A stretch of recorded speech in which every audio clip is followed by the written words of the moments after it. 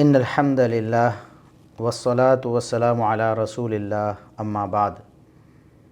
اعوذ باللہ السمیع العلیم من الشیطان الرجیم من ہمزہ ونفخہ ونفثہ بسم اللہ الرحمن الرحیم ومن قتل مظلوما فقد جعلنا لولیہ سلطانا فلا یسرف فی القتل انہ کان منصورا۔ محترم ناظرین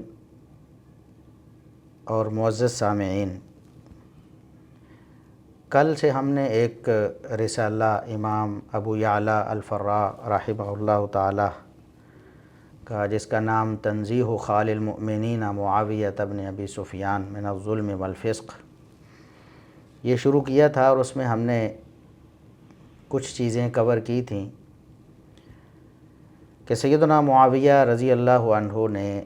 سیدنا علی رضی اللہ عنہ سے قصاص عثمان کا مطالبہ کیا۔ اس مطالبے میں وہ حق بجانب تھے، یہ اہل سنہ کا موقف ہے۔ اس مطالبے میں ان کو ظلم یا فسق یا جرم کی طرف منسوب نہیں کیا جا سکتا، اور یہ بات کتاب و سنت سے بھی ثابت ہے، اور اہل سنہ کا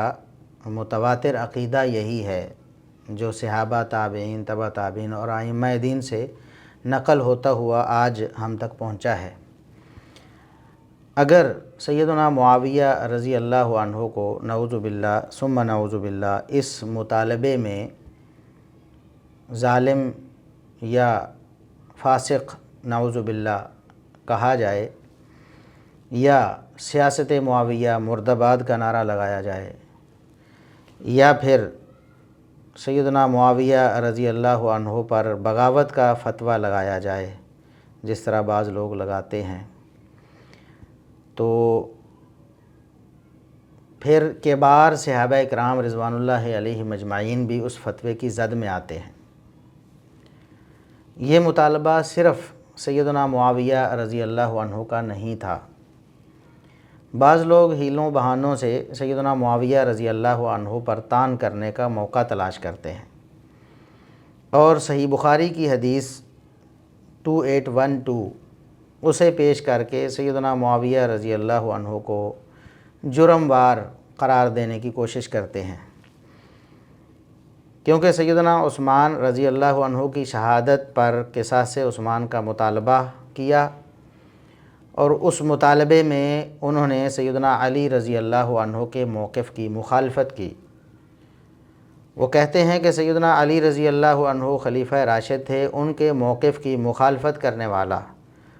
اور ان سے قصاص عثمان کا مطالبہ کرنے والا وہ باغی ہے۔ اب صحیح بخاری کی اس حدیث میں کیا ہے، اس پر تو ہم بات کرتے ہیں، لیکن یہاں ہم یہ بتا دینا ضروری سمجھتے ہیں کہ صحیح بخاری کی اس حدیث 2812 سے استدلال کرنا سیدنا معاویہ رضی اللہ عنہ کے خلاف یا ان کے گروہ میں موجود دیگر صحابہ اکرام رضوان اللہ علیہ مجمعین کے خلاف، یہ بالکل ایسا ہی استدلال ہے جس طرح قادیانی قرآن کریم سے استدلال کرتے ہوئے نعوذ باللہ ثم نعوذ باللہ نبوت کے اجراء کا عقیدہ رکھتے ہیں یا اسے ثابت کرنا چاہتے ہیں۔ غلام احمد قادیانی دجال اور کذاب کو نبی ثابت کرنے کے لیے وہ قرآن کریم کی کچھ آیات کو بطور دلیل پیش کرتے ہیں۔ اب ان کے خیال میں قرآن کریم کی ان آیات سے نبوت کا اجراء ثابت ہوتا ہے کہ محمد الرسول اللہ صلی اللہ علیہ وسلم کے بعد بھی نبی آ سکتے ہیں، نعوذ باللہ، حالانکہ یہ بالکل جھوٹ ہے۔ اب نمبر انہوں نے بھی رٹے ہوئے ہیں، قرآن کریم کی بہت سی آیات کے نمبر انہوں نے رٹے ہوئے ہیں، اور وہ جب بھی کسی مسلمان سے بات کرتے ہیں، خود ہماری کئی دفعہ ان سے بات چیت ہوئی، تو وہ فوراً اسی طرح فر چند آیات کے نمبر بتاتے ہیں، جس طرح مرزا جہلمی صاحب یا ان کی کمپنی کے جو کچھ لوگ ہیں، وہ صحیح بخاری اور صحیح مسلم کی کچھ احادیث کے نمبر انہوں نے رٹے ہوئے ہیں۔ بس فرق یہ ہے کہ قادیانیوں نے قرآن کریم کی آیات کے نمبر رٹے ہوئے ہیں، اور مرزا جہلمی صاحب اور ان کی کمپنی نے احادیث کے صحیح احادیث کے کچھ نمبر رٹے ہوئے ہیں، جیسے صحیح بخاری کی 2812، صحیح مسلم کی، اور اس طرح کچھ نمبر سنن ابی داود سے مثال کے، تو کچھ ضعیف حدیث بھی اس میں لیے پھرتے ہیں، کچھ منکر روایات بھی لیے پھرتے ہیں۔ اب سنن ابی داود کی 4131 نمبر، سنن نسائی کی، اور اس طرح کچھ احادیث وہ ان کے نمبر انہوں نے رٹے ہوئے ہیں، اور وہ صرف صحابہ کرام رضوان اللہ علیہم اجمعین کے مشاجرات کے بارے میں جو احادیث ہیں، چند احادیث کے نمبر انہیں یاد ہیں، اور وہ لوگوں کو یہ باور کرواتے ہیں کہ وہ تو بڑے حدیث کے حافظ ہیں گویا۔ اگر ان سے پوچھا جائے کہ آپ عقیدہ توحید پر کچھ آیات کے نمبر بتائیں، ہمیں عقیدہ رسالت پر کچھ آیات کے نمبر بتائیں، توحید و رسالت پر محمد الرسول اللہ صلی اللہ علیہ وسلم کے فرامین جو صحیح بخاری اور صحیح مسلم میں ہیں ان کے نمبر بتائیں، یا آپ طہارت پر کچھ احادیث کے نمبر بتا دیں، آپ وضو پر کچھ احادیث کے نمبر بتا دیں، آپ نماز کے طریقے پر کچھ احادیث کے نمبر بتا دیں، تو وہ یہ بتانے سے قاصر رہیں گے۔ تو لہٰذا انہوں نے جو کام کیا ہے نا، صحیح بخاری کی 2812 بس اس کا نام لینا شروع کر دیا، یہ بالکل قادیانیوں جیسی حرکت ہے کہ انہوں نے بھی قرآن کریم کی کچھ آیات کے نمبر اور کچھ آیات کے متن جو ہے وہ رٹ لیے، اور عام مسلمانوں کو دھوکہ دینے کے لیے، ان کو گھیرنے کے لیے، ان کو پریشان کرنے کے لیے وہ ایسا کرتے ہیں۔ ایک دفعہ ایسا ہی ہوا کہ ہمارے گاؤں میں قادیانیوں کا ایک گروہ تھا، وہ ہمارے مسلمانوں کو بہت تنگ کرتے تھے۔ ایک بھائی میرے پاس آئے، انہوں نے کہا کہ ہم جہاں بھی ہوتے ہیں ہمیں روک کر فلاں قادیانی جو ہے وہ ان کا بڑا مربی ہے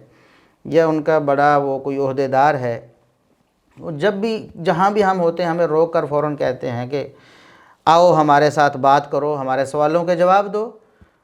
ورنہ ہمارے ہاتھ پہ غلام احمد قادیانی اس کی نبوت کی بیعت کرو، نعوذ باللہ۔ ہم بہت پریشان ہیں۔ میں نے کہا کہ آپ ہماری ملاقات کروائیں۔ جب ملاقات ہوئی، مجلس جمی، تو عام معاملات جس طرح پہلے ہوتے تھے، اس قادیانی نے یہی سمجھا کہ اسی طرح ہوگا، یہ کوئی بچہ، میں اس وقت طالب علم تھا، جامعہ میں ابھی پہلی ابتدائی کلاسوں میں پڑھتا تھا، تو انہوں نے کہا کہ یہ بچہ ہے، بات چیت کریں گے اور لوگوں پر ہمارا اور رو پڑ جائے گا کہ دیکھیں اس بچے کو بھی سوالوں کے جواب نہیں آئے۔ تو جیسے ہی بات چیت شروع ہوئی تو میں نے اسے کہا کہ آپ قرآن کریم کی اس آیت کا ترجمہ کریں۔ تو وہ آئیں بائیں کرنے لگا، ادھر ہوتا کبھی ادھر ہوتا، آخر کار وہ جب پھنس گیا، لوگوں نے بھی کہا کہ وہ اس وقت بھی بوڑھا تھا، بابا تھا، اب تو خیر مر چکا ہے، اللہ کے پاس چلا گیا ہے، اللہ اس کے سارے حساب کرے گا۔ تو جب لوگوں نے کہا کہ آپ ترجمہ کر دیں اور وہ مجبور ہو گیا، تو اس نے کہا کہ مجھے اس آیت کا ترجمہ نہیں آتا۔ میں نے کہا کہ آپ لوگوں کو کہتے ہو کہ آؤ میرے ہاتھ پہ بیعت کرو، آپ کی اپنی حالت یہ ہے کہ آپ کو قرآن کی آیت کا ترجمہ نہیں آتا۔ تو اس نے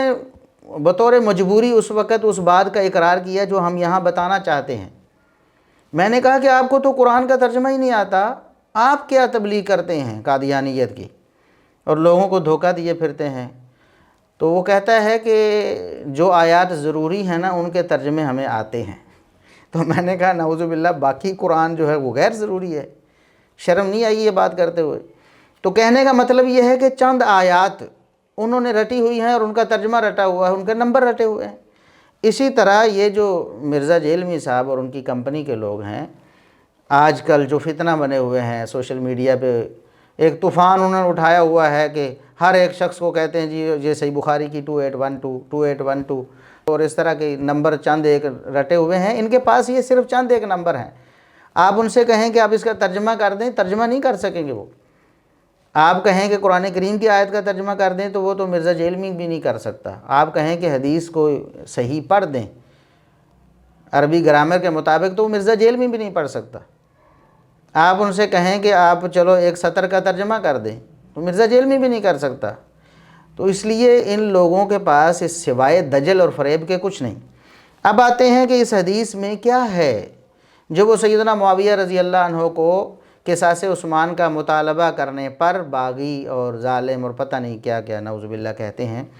سب سے پہلی بات، تقتلک الفئۃ الباغیہ، رسول اللہ صلی اللہ علیہ وسلم نے عمار ابن یاسر رضی اللہ عنہ سے فرمایا کہ عمار آپ کو ایک باغی گروہ قتل کرے گا۔ کیا اس میں سیدنا معاویہ رضی اللہ عنہ کو باغی کہا گیا؟ بالکل نہیں، ان کا تو نام تک نہیں۔ کیا سیدنا معاویہ رضی اللہ عنہ کے ساتھ دیگر جو صحابہ کرام تھے کیا ان کو باغی کہا گیا؟ بالکل بھی نہیں، اس گروہ کا کوئی تعین نہیں ہے اس حدیث مبارک میں۔ اب باغی سے کیا مراد ہے، باغی کے کتنے معنی ہیں اور یہاں کون سا معنی مراد ہے، اس حدیث میں اس کا کوئی تذکرہ ہی نہیں ہے۔ اب بات تو یہ ہے نا، پھر اس کو سمجھنا ہے کہ وہ قتل کرنے والا گروہ کون سا ہے اور بغاوت کون سی ہے، تو پھر بات سمجھ آئے گی نا کہ یہ سیدنا معاویہ رضی اللہ عنہ کے بارے میں ہے یا کسی اور کے بارے میں ہے۔ پہلی بات تو لفظ بغاوت کی ہے کہ اس کا ایک لغوی اطلاق ہوتا ہے اور ایک اصطلاحی ہوتا ہے، بالکل ایسے ہی جیسے کفر ہے، لفظ کفر۔ اب نبی کریم صلی اللہ علیہ وسلم نے فرمایا کہ سباب المسلم فسوق وقتالہ کفر، اب یہ بھی صحیح حدیث ہے، صحیح بخاری میں، صحیح مسلم میں، کہ مسلمان کو گالی دینا یہ فسق ہے اور مسلمان سے لڑائی کرنا کفر ہے۔ اب یہ جو کفر ہے، یہ کفر وہ نہیں ہے جو دائرہ اسلام سے خروج کو کفر کہتے ہیں، یہ وہ نہیں ہے، بلکہ اس سے مراد نافرمانی ہے کہ مسلمان سے لڑائی کرنا یہ نافرمانی ہے۔ اور دوسری بات یہ ہے کہ صحابہ کرام رضوان اللہ علیہم اجمعین پر اس کا اطلاق نہیں ہوگا، کیونکہ ان کو جو بشارتیں مل چکی ہیں ان بشارتوں کے بعد یہ وعیدیں ان کے لیے نہیں ہیں۔ اب کوئی اگر کہے کہ سیدنا علی رضی اللہ عنہ نے لڑائی کی، دونوں طرف صحابہ کرام تھے رضوان اللہ علیہم اجمعین، تو نعوذ باللہ یہ لفظ کفر کا اطلاق ان صحابہ کرام پر ہو گیا اور نعوذ باللہ وہ کافر ہو گئے، کہ کیا اس کا یہ استدلال درست ہوگا؟ پہلی بات تو یہ ہے کہ یہ کفر وہ نہیں ہے جسے جو سمجھا جا رہا ہے ظالموں کی طرف سے اور خارجیوں کی طرف سے۔ دوسری بات یہ ہے کہ صحابہ کرام پر اس کا اطلاق نہیں ہوتا، کیونکہ ان کے لیے جنت کی اور مغفرت کی اور رضوان کی بشارتیں آ چکی ہیں، لہٰذا وہ ان وعیدوں سے مستثنیٰ ہیں۔ بالکل ایسے ہی یہ جو لفظ بغاوت ہے اس حدیث میں، پہلی بات تو یہ ہے کہ اس کا جو یہاں معنی ہے، لغوی معنی ہے، وہ ہے اختلاف کرنا، کہ خلیفہ سے ایک گروہ اختلاف کرے گا۔ اگر یہی سیدنا معاویہ رضی اللہ عنہ پر فٹ کیا جائے تو اس کا معنی لغوی بغاوت ہے، اختلاف جس کا معنی ہے۔ اور اگر کہا جائے کہ یہ بغاوت اصطلاحی معنی میں ہے، تو بتائیں کہ سیدنا معاویہ رضی اللہ عنہ کیسے باغی بنتے ہیں، کس طرح اس بغاوت کا اطلاق، اصطلاحی بغاوت کا اطلاق سیدنا معاویہ رضی اللہ عنہ پر کیا جائے گا، کیونکہ نبی کریم صلی اللہ علیہ وسلم نے تو فرمایا کہ قتل کرنے والا باغی ہے، وہ گروہ جو قتل کرے گا وہ باغی ہے۔ اب سیدنا معاویہ رضی اللہ عنہ نے، دیگر صحابہ نے قتال تو کیا ہے، قتال لڑائی کو کہتے ہیں اور قتل جان سے مار دینے کو کہتے ہیں، قتال تو کیا ہے، لیکن قتل کرنا، کیا سیدنا معاویہ رضی اللہ عنہ نے قتل کیا ہے؟ کوئی رافضی بھی آج تک یہ نہیں کہہ سکا۔ کیا صحابہ کرام میں سے کسی اور صحابی نے جو سیدنا معاویہ رضی اللہ عنہ کے گروہ میں تھا اس نے قتل کیا ہے؟ ایسا بھی ثابت نہیں۔ زیادہ سے زیادہ ابو الغادیہ رضی اللہ عنہ کے بارے میں جو روایت ہے مسند احمد وغیرہ میں، تو اس سے کیا ثابت ہوتا ہے؟ وہ ان کا ایک دعویٰ ہے، اس پر بھی ہم تفصیل سے بات کر چکے ہیں، اور وہ دعویٰ اس حالت میں ہے جب جنگ ہے، تیر تلوار برچیاں چل رہی ہیں، تو ایک شخص سمجھتا ہے کہ میں نے ایک تیر پھینکا ہے یا میں نے ایک نیزہ پھینکا ہے اور وہ سیدنا عمار بن یاسر کو لگا ہے اور میرے نیزے سے وہ شہید ہو گئے، جبکہ مسند احمد میں ہی دو اور لوگ ہیں یا کم از کم ایک اور بندہ ہے جو دعویٰ کر رہا ہے، دو بندے آئے ہیں آپس میں اختلاف کرتے ہوئے اور کہتے، دونوں کہہ رہے ہیں کہ میں نے کیا ہے شہید عمار بن یاسر رضی اللہ عنہ کو۔ تو پھر ایسی حالت میں کس طرح یقینی طور پر یہ کہا جا سکتا ہے کہ سیدنا ابو الغادیہ رضی اللہ عنہ وہ قاتل ہیں؟ اور اگر بالفرض اسے مانا بھی جائے تو خود انجینئر صاحب کئی دفعہ پہلے لکھ بھی چکے ہیں، بول بھی چکے ہیں کہ سیدنا ابو الغادیہ رضی اللہ عنہ وہ جنتی صحابی ہیں اور وہ بیت رضوان والوں میں شامل ہیں، اور بیت رضوان والوں کے بارے میں اللہ رب العزت فرما چکا ہے، لیکن مرزا صاحب نہیں مانتے، کہتے ہیں کہ یہ بیت رضوان والوں کے لیے ہے، لیکن اب بیت رضوان والوں کے لیے بھی نہیں مانیں گے، کیونکہ اب وہ رافضیت میں ترقی کر چکے ہیں نا، اب بیت رضوان والوں کے لیے بھی نہیں مانیں گے۔ تو اصل مسئلہ یہ ہے کہ صحیح بخاری کی 2812 جو حدیث ہے اس کی روح سے سیدنا معاویہ رضی اللہ عنہ اور ان کا گروہ باغی نہیں بنتا، باغی تو قتل کرنے والے ہیں، اور اس کے بارے میں علماء کے اقوال ہم پہلے بھی پیش کر چکے ہیں کئی دفعہ کہ علماء کے اقوال موجود ہیں کہ ایک گروہ ایسا تھا، دونوں لشکروں میں ایک گروہ ایسا تھا جو فتنہ فساد چاہتا تھا، اور انہی فتنہ فساد چاہنے والوں نے عمار بن یاسر رضی اللہ عنہ کو شہید کر دیا۔ دیگر بھی اقوال موجود ہیں اہل علم کے، تو یقینی اور قطعی طور پر کیسے آپ یہ فتویٰ لگا سکتے ہیں کہ سیدنا معاویہ رضی اللہ عنہ نے قتل کیا یا انہوں نے کروایا؟ اور زیادہ سے زیادہ آپ کہیں گے کہ ان کے گروہ کے ہاتھوں، چاہے وہ جو بھی لوگ تھے ان کے ہاتھوں عمار بن یاسر رضی اللہ عنہ شہید ہوئے، تو کیا سیدنا علی رضی اللہ عنہ کے گروہ کے ہاتھوں طلحہ و زبیر رضی اللہ عنہما شہید نہیں ہوئے؟ ان کی شہادت کا کیا ذمہ دار سیدنا علی رضی اللہ عنہ کو قرار دیا جا سکتا ہے؟ بالکل نہیں، اس لیے کہ سیدنا علی رضی اللہ عنہ نے نہ کسی کو کہا کہ قتل کرو، نہ قتل کرنے پر وہ راضی ہوئے، ایسے ہی سیدنا معاویہ رضی اللہ عنہ بھی نہ انہوں نے حکم دیا سیدنا عمار بن یاسر رضی اللہ عنہ کو شہید کرنے کا، نہ وہ اس پر راضی ہوئے۔ لہٰذا یہ جو سیدنا معاویہ رضی اللہ عنہ کے جنتی ہونے کی بشارتوں کے باوجود، ان کے فضائل اور مناقب کے باوجود، جو ابھی آگے کچھ ذکر بھی ہوں گے، اس کے باوجود یہ حدیث فٹ کر کے ان کو نعوذ باللہ مجرم ڈکلیئر کرنا، ان کو باغی کہنا، ان کو ظالم کہنا اور ان کے خلاف اس طرح کی بکواسات کرنا، یہ حرکت بالکل قادیانیوں جیسی ہے۔ جس طرح قادیانی قرآن کریم کی کچھ آیات کو تروڑ مروڑ کر اپنا مطلب جو کہ سراسر غلط اور جھوٹ اور دجل پر مبنی ہے وہ کشید کرنے کی کوشش کرتے ہیں، ایسے ہی یہ معاملہ ہے۔ اللہ تعالیٰ ایسے لوگوں کو ہدایت عطا فرمائے۔ اب یہ تو سیدنا معاویہ رضی اللہ عنہ کے بارے میں ایک بات تھی کہ ان کو ظالم اور فاسق کہنا اور ان پر باغی کا فتویٰ لگانا یہ کیسا ہے، جبکہ ایک اور بات بھی یہاں قابل غور ہے جس کی طرف امام ابو یعلیٰ رحمہ اللہ تعالیٰ نے اشارہ کیا ہے۔ وہ یہ ہے کہ باغی کا فتویٰ اگر آپ لگائیں گے، ظالم اور فاسق آپ کہیں گے، تو کس کس کو کہیں گے؟ یہ فتویٰ کس کس پر لگے گا؟ کیونکہ سیدنا معاویہ رضی اللہ عنہ اکیلے نہیں ہیں یہ مطالبہ کرنے میں، قصاص عثمان کا مطالبہ کرنے میں اور سیدنا علی رضی اللہ عنہ سے اختلاف کرنے میں، حتیٰ کہ آگے لڑائی تک بات پہنچی، تو لڑائی کرنے میں بھی سیدنا معاویہ رضی اللہ عنہ اکیلے نہیں ہیں۔ کون کون ہیں؟ ان لوگوں کو پہچانیں اور اس کے بعد دیکھیں کہ آپ کہاں کھڑے ہیں۔ آپ اہل سنت ہونے کے دعوے دار ہیں یا شیعہ ہونے کی نفی کرتے ہیں اپنے آپ سے کہ ہم شیعہ نہیں ہیں، لیکن آپ تو پورے رافضی بنے ہوئے ہیں، ان کے ایجنٹ بنے ہوئے ہیں۔ سیدنا عثمان رضی اللہ عنہ کی قصاص کا مطالبہ کرنا قطعاً بغاوت نہیں، اور قطعاً یہ ظلم اور فسق نہیں، اور قطعاً اس بنا پر کسی بھی صحابی پر طعن و تشنیع کرنا جائز نہیں، کیونکہ سیدہ عائشہ رضی اللہ عنہا ام المؤمنین ہیں، سیدہ عائشہ صدیقہ رضی اللہ عنہا۔ کوئی بھی مسلمان ایسا نہیں جو سیدہ عائشہ رضی اللہ عنہا پر ایمان نہ رکھتا ہو، ان کے فضائل اور مناقب کو نہ مانتا ہو، ان کے جنتی ہونے اور اللہ رب العزت کے ہاں پسندیدہ ہونے کا انکار کرتا ہو، دنیا اور آخرت میں اللہ کے رسول صلی اللہ علیہ وسلم کی بیوی ہونے کا انکار کرتا ہو، کوئی مسلمان ایسا نہیں۔ ہاں کوئی کافر تو ہوگا، وہ کہتا رہے، مسلمان کوئی مومن کوئی ایمان کا دعویٰ کرنے والا ایسا نہیں ہو سکتا۔ تو سیدہ عائشہ ام المومنین رضی اللہ عنہا سیدنا معاویہ رضی اللہ عنہ سے بھی 1 سال پہلے جو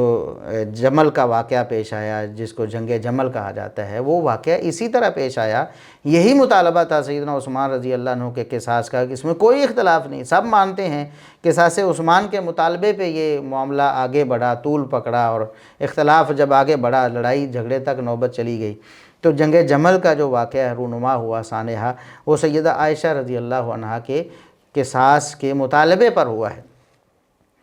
تو سیدہ عائشہ رضی اللہ عنہا نبی کریم صلی اللہ علیہ وسلم کی زوجہ محترمہ ہیں، اور یہ ایسی زوجہ محترمہ ہیں جن کے فضائل اور مناقب بے شمار ہیں، اور جو دنیا اور آخرت میں رسول اللہ صلی اللہ علیہ وسلم کی بیوی ہیں، اور رسول اللہ صلی اللہ علیہ وسلم کی بیویاں اہل بیت ہیں۔ قرآن نے جن کو اہل بیت کہا ہے، صحابہ جن کو اہل بیت مانتے ہیں، اہل سنہ جن کو اہل بیت مانتے ہیں، سیدہ عائشہ رضی اللہ عنہا ان میں شامل ہیں۔ تو اہل بیت کا یہ مطالبہ تھا۔ اور پھر اس سے آگے اگر بڑھیں تو سیدنا علی رضی اللہ عنہ کے اپنے سگے بھائی ابو طالب کے بیٹے عقیل بن ابی طالب، سیدنا علی رضی اللہ عنہ کے بھائی ہیں، اہل بیت ہیں، بالیقین اہل بیت ہیں، کوئی ان کے اہل بیت ہونے سے انکاری نہیں ہو سکتا، اہل بیت ہیں۔ وہ اس مطالبے میں سیدنا معاویہ رضی اللہ عنہ کے حامی ہیں اور ان کے ساتھ ہیں جنگ صفین میں۔ تو آپ کیسے کہہ سکتے ہیں کہ ایسا مطالبہ کرنے والا ظالم، فاسق، باغی اور پتہ نہیں کیا کیا؟ آپ تو اہل بیت کے بھی دشمن بنے ہوئے ہیں۔ یہ اہل بیت کا مطالبہ ہے، اور پھر عشرہ مبشرہ کا یہ مطالبہ ہے، جن کو اللہ کے رسول صلی اللہ علیہ وسلم نے 10 صحابہ کو ایک ہی موقع پر جنت کی بشارت دی، اور یہ مسلمانوں کے ہاں، اہل سنہ کے ہاں زبان زد عام ہے، ایسی مشہور اور ایسی متواتر بات ہے جس کا انکار کوئی نہیں کر سکتا کہ 10 صحابہ ایسے ہیں جن کو ایک ہی موقع پر نبی کریم صلی اللہ علیہ وسلم نے جنت کی بشارت دی۔ ان میں سے طلحہ و زبیر رضی اللہ عنہما بھی ہیں۔ طلحہ رضی اللہ عنہ، زبیر رضی اللہ عنہ، ان کے فضائل اور مناقب دیکھیں تو وہ بھی بہت زیادہ ہیں۔ طلحہ رضی اللہ عنہ عشرہ مبشرہ میں ہیں، زبیر رضی اللہ عنہ عشرہ مبشرہ میں ہیں۔ نبی کریم صلی اللہ علیہ وسلم ان کا نام لے لے کے جنت کی بشارت دیتے ہیں، ان کا نام لے لے کے جنت کی بشارت ملتی ہے انہیں۔ اور پھر سیدنا طلحہ رضی اللہ عنہ، یہاں سوچنے کی بات یہ ہے، اور یہ ایک نقطہ ہے جس کو سمجھنا چاہیے کہ سیدنا علی رضی اللہ عنہ نے اس لڑائی کے بعد بھی، اختلاف کے بعد بھی، قصاص عثمان کا مطالبہ کیے جانے کے بعد بھی، اور اس کے نتیجے میں آگے ہونے والی لڑائی کے بعد بھی ان صحابہ کرام کے بارے میں کبھی برا نہیں بولا۔ اور اس نقطے کی طرف بھی امام ابو یعلا نے توجہ دلائی ہے کہ سیدنا علی رضی اللہ عنہ کا موقف کیا تھا، آپ نے کیا موقف بنایا ہوا ہے، سیدنا علی رضی اللہ عنہ کیا موقف رکھتے ہیں ایسے صحابہ کے بارے میں جنہوں نے ان سے اختلاف کیا، مطالبہ کیا قصاص عثمان کا، اور اس کے بعد بات لڑائی تک پہنچی۔ ان کے بارے میں سیدنا علی رضی اللہ عنہ کا موقف کیا ہے۔ سیدنا طلحہ رضی اللہ عنہ، ان کے بیٹے عمران بن طلحہ آتے ہیں، یہ کل بھی میں اس کی طرف اشارہ کر چکا ہوں، اس روایت مستدرک حاکم میں صحیح سند کے ساتھ ہے۔ عمران بن طلحہ آتے ہیں، سیدنا طلحہ کے بیٹے سیدنا علی رضی اللہ عنہ کے سامنے سیدنا علی رضی اللہ عنہ خوش آمدید کہتے ہیں، لیکن عمران بن طلحہ ناراض ہوتے ہیں، کہتے ہیں کہ آپ نے میرے والد کو قتل کیا ہے، آپ نے میرے والد کا جو مال ہے وہ قبضے میں کر لیا ہے، اور آپ مجھے خوش آمدید کہہ رہے ہیں۔ تو سیدنا علی رضی اللہ عنہ نے یہ نہیں کہا کہ میں خلیفہ راشد تھا، میرے خلاف وہ نکلے تھے، وہ باغی تھے اور ظالم تھے اور میں برحق تھا، لہٰذا یہ تو غلط ہے کہ میں نے ان کو صحیح قتل کیا ہے۔ بالکل قطعاً ایسی بات نہیں کی انہوں نے۔ سیدنا علی رضی اللہ عنہ کا طریقہ، وہ سمجھتے کیا ہیں، باوجود اس کے کہ سیدنا طلحہ شہید ہو چکے ہیں اس لڑائی کی وجہ سے، جو لڑائی قصاص عثمان پر ہوئی ہے سیدنا علی رضی اللہ عنہ سے، سیدنا علی کہتے ہیں بیٹا مجھے امید ہے کہ اللہ رب العزت نے قرآن میں جو فرمایا وَنَزَعْنَا مَا فِي صُدُورِهِم مِّن غِلٍّ، کہ قیامت کے دن یہ جو رنجشیں مومنوں کے دلوں میں ہیں ہم نکال دیں گے، ان کے اندر پیار اور محبت ہی ہوگی، جنت میں اکٹھے ہوں گے، تو مجھے امید ہے کہ ہم دونوں ان خوش نصیب افراد میں شامل ہوں گے۔ تو سیدنا علی رضی اللہ عنہ نے تو امید کا کہا نا، ہم تو کہتے ہیں کہ یقیناً سیدنا علی رضی اللہ عنہ اور سیدنا طلحہ دونوں اللہ کی جنتوں کے مہمان ہیں، دونوں اللہ رب العزت کے پسندیدہ ہیں۔ تو سیدنا علی رضی اللہ عنہ کا موقف کیا ہے اور ظالموں کا کیا ہے؟ یہ جو جاہل ہیں، منحرف ہیں، گمراہ ہیں، جو اہل سنہ کے نام پہ دھبا ہیں، روافظ کے ترجمان اور ایجنٹ ہیں، ان کا کیا موقف ہے؟ کیا سیدنا علی رضی اللہ عنہ کا موقف لینا چاہیے یا ان لوگوں کا موقف لینا چاہیے؟ تو سیدنا طلحہ رضی اللہ عنہ اور سیدنا زبیر رضی اللہ عنہ حواری رسول ہیں، نبی کریم صلی اللہ علیہ وسلم کے خاص تعلق دار ہیں سیدنا زبیر رضی اللہ عنہ۔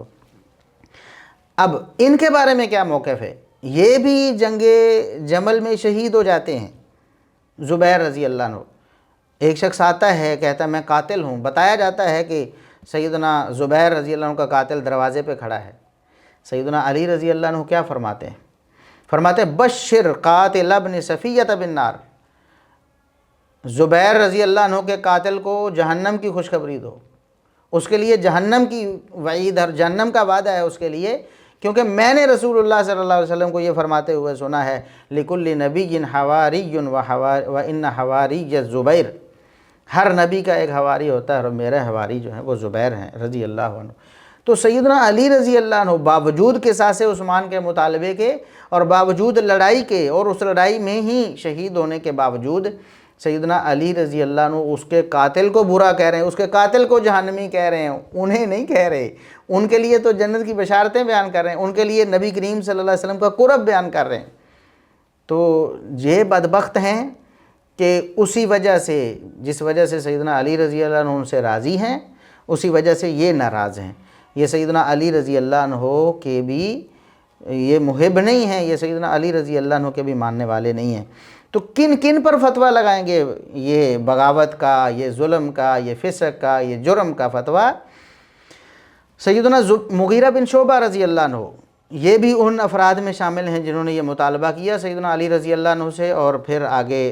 اختلافات ہوئے تو مغیرہ بن شعبہ رضی اللہ عنہ یہ بیعت رضوان والوں میں سے۔ مرزا صاحب پہلے تو کہتے تھے کہ 1400 صحابہ جو بیعت رضوان والے ہیں ان کے لیے اللہ کی رضامندی ہے، اب نہیں مانیں گے۔ اگر ان کے لیے رضامندی ہے اللہ کی تو اس کا مطلب یہ ہے کہ مطالبہ قصاص عثمان یہ کوئی جرم نہیں تھا، یہ ظلم نہیں تھا، فسق نہیں تھا۔ کیا ظالموں اور فاسقوں کو اللہ رب العزت اپنی رضامندی کی خوشخبری دیتا ہے؟ اسی طرح سیدنا عمرو بن عاص رضی اللہ عنہ رسول اللہ صلی اللہ علیہ وسلم کے پیارے صحابی، یہ بھی یہی مطالبہ کرنے والے۔ میں چند ایک صحابہ کے نام بتا رہا ہوں کہ کس کس پر فتویٰ لگاؤ گے۔ یہ عمرو بن عاص رضی اللہ عنہ وہ ہیں جن کا نام لے کر رسول اللہ صلی اللہ علیہ وسلم نے ان کے حقیقی مومن ہونے کی بشارت دی۔ فرمایا ابن العاص مؤمنان، کہ عاص کے دونوں بیٹے مومن، پھر نام لے کر فرمایا ہشام و عمر، ہشام بن العاص بھی مومن ہے اور عمر بن العاص بھی مومن ہے۔ اس عمر بن العاص کو کہتے ہو کہ یہ ظالم فاسق اور باغی، نعوذ باللہ ثم نعوذ باللہ، کیونکہ مطالبہ کر رہا ہے قصاص عثمان کا علی رضی اللہ عنہ سے، اختلاف کر رہا ہے علی رضی اللہ عنہ سے، اس بنا پر کیا اللہ رب العزت نے وحی نہیں کی اپنے محمد صلی اللہ علیہ وسلم کی طرف کہ عمر بن عاص مومن ہے؟ کیا اللہ رب العزت کو نہیں پتہ تھا؟ تم اللہ رب العزت کو بھی جھٹلانا چاہتے ہو، محمد الرسول اللہ صلی اللہ علیہ وسلم کو بھی جھٹلانا چاہتے ہو۔ کس کس پر فتویٰ لگاؤ گے بغاوت کا؟ سیدنا ابو موسیٰ اشعری رضی اللہ عنہ یہ اتنے اللہ کے رسول صلی اللہ علیہ وسلم کو پیارے ہیں کہ اللہ کے رسول صلی اللہ علیہ وسلم فرماتے ہیں مؤمن منیب، یہ تو اللہ سے بہت گہرا تعلق رکھنے والے مومن ہیں، ان کے ایمان کی گواہی بھی دیتے ہیں، ان کی انابت اللہ کی گواہی بھی دیتے ہیں، اللہ سے ان کے تعلق کو بھی بتاتے ہیں لوگوں کو کہ یہ ابو موسیٰ اشعری ہیں جن کا اللہ سے بڑا گہرا تعلق ہے۔ تو ابو موسیٰ اشعری رضی اللہ عنہ پر آپ یہ فتویٰ لگائیں گے نعوذ باللہ ثم نعوذ باللہ کہ انہوں نے قصاص عثمان کا مطالبہ کیا لہٰذا وہ باغی ہیں، انہوں نے خلیفہ وقت کے خلاف ایک موقف اختیار کیا اور ان سے اختلاف کیا، لڑائی ہو گئی لہٰذا وہ باغی ہیں۔ ان لوگوں پر کس کس پر فتویٰ لگاؤ گے؟ اور اگر یہ نعوذ باللہ آپ کا یہ فتویٰ لگے گا تو کہاں تک جائے گا؟ خود سیدنا معاویہ رضی اللہ عنہ ان کے بارے میں جنت کی بشارتیں ہیں، ان کے بارے میں رسول اللہ صلی اللہ علیہ وسلم کی دعائیں ہیں۔ رسول اللہ صلی اللہ علیہ وسلم نے سحری کے وقت صحابہ کو اٹھاتے ہوئے حلوموا الی الغداء المبارک، برکت والے کھانے کے لیے اٹھو، آؤ برکت والا کھانا کھاؤ، سحری، رمضان کا مہینہ ہے، سحری ہے۔ تو رسول اللہ صلی اللہ علیہ وسلم فرماتے ہیں اللہم علم معاویۃ الکتاب والحساب وقہ العذاب، اے اللہ معاویہ کو کتاب کا علم دے، قرآن کریم کا علم دے، وحی کا علم دے اور حساب کا، معاشیات کا علم دے، وقہ العذاب اور ان کو عذاب سے بچا۔ ایسے جلیل القدر صحابی، اور پھر جنت کی بشارت بھی ہے اول جیش من امتی یغزون البحر قد اوجبوا۔ یہ صحیح بخاری کی حدیث نظر نہیں آتی، 2799 ہے، یہ نظر نہیں آتی، اس کا نمبر نہیں سناتے لوگوں کو، یہ نہیں پڑھتے، پھر پڑھاتے نہیں لوگوں کو، سمجھاتے نہیں کہ سیدنا معاویہ رضی اللہ عنہ جنتی ہیں، جنت کی بشارت ہے ان کے لیے۔ تو سیدنا معاویہ رضی اللہ عنہ اور دیگر جتنے صحابہ ہیں یہ سارے جلیل القدر صحابہ اگر باغی اور مجرم ہیں نعوذ باللہ تو یہ اللہ اور اس کے رسول صلی اللہ علیہ وسلم پر اعتراض ہے، بلکہ ان کے خلاف ایک چارج شیٹ ہے کہ ایسے نعوذ باللہ ظالم فاسق اور باغی ان کو جنتوں کی بشارتیں ہیں، ان کے لیے دعائیں ہیں، ان کے لیے فضائل ہیں، ان کے لیے مناقب ہیں، اور یہ سیدنا علی رضی اللہ عنہ کے خلاف بھی چارج شیٹ ہے کہ جو نعوذ باللہ ان کے بقول ظالم فاسق اور باغی ہیں، خلیفہ وقت کے خلاف اٹھنے کی وجہ سے یا تلوار اٹھانے کی وجہ سے یا موقف بنانے کی وجہ سے، تو علی رضی اللہ عنہ ان کو جنتی مان رہے ہیں اور ان کے ساتھ جنت میں جانے کی امید کر رہے ہیں کہ میں ان کے ساتھ جنت میں چلا جاؤں گا، ہم سب جنت میں چلے جائیں گے، اور ان کے قاتل کو جہنم کی بشارت دے رہے ہیں علی رضی اللہ عنہ۔ کیا علی رضی اللہ عنہ کو نہیں پتہ تھا؟ یہ لوگ علی رضی اللہ عنہ کے خلاف بھی ایک چارج شیٹ اصل میں بناتے ہیں۔ اب دو ہی صورتیں ہیں، ایک صورت یہ ہے کہ یا تو پکے رافضی بن کر ان ساری احادیث کا بھی انکار کر دیں، جس طرح رافضی کرتے ہیں نہ عشرہ مبشرہ کو مانا، نہ امہات المومنین کو مانا، نہ دیگر صحابہ کرام کے فضائل مانے، نہ بیت رضوان والوں کی فضیلت مانی، تو ساریوں کا انکار کر دیں، سب احادیث کا انکار کر دیں، یا پھر مکمل سنی بن جائیں، یہ دوگلا پن چھوڑ دیں، دھوکہ دہی چھوڑ دیں، فراڈ چھوڑ دیں، صحیح سنی بن کر ان ساری احادیث کے پیش نظر صحیح بخاری کی 2812 کو سمجھیں جیسے اہل سنت نے ہر دور میں سمجھا ہے اور سمجھایا ہے۔ اللہ رب العزت عمل کی توفیق دے۔